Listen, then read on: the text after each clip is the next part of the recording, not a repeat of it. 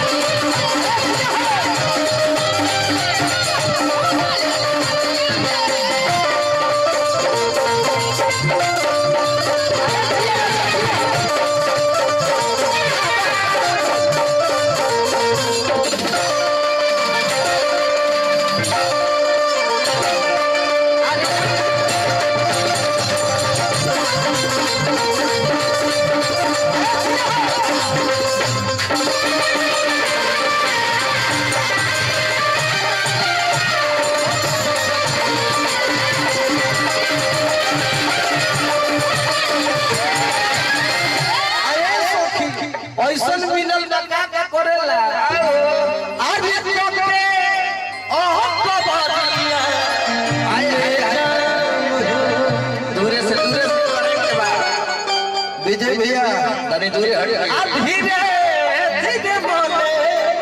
आज झुमका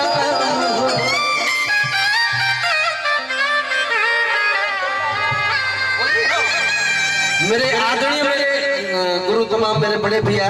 विजय भैया हमारे गार्जियन है जिनको सुन सुन के मैंने गाना सीखा है बड़े भैया है इनके तरफ से आशीर्वाद भैया को सादर प्रणाम लेकिन कहलो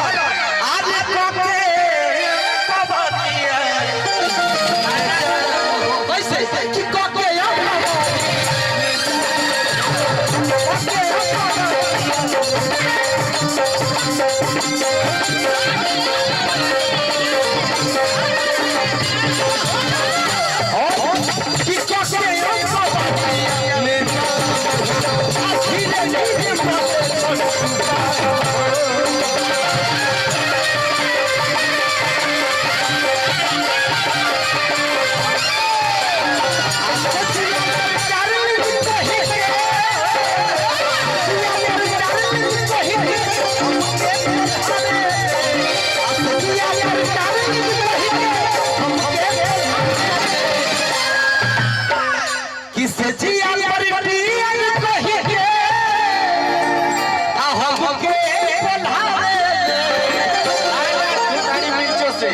भाव में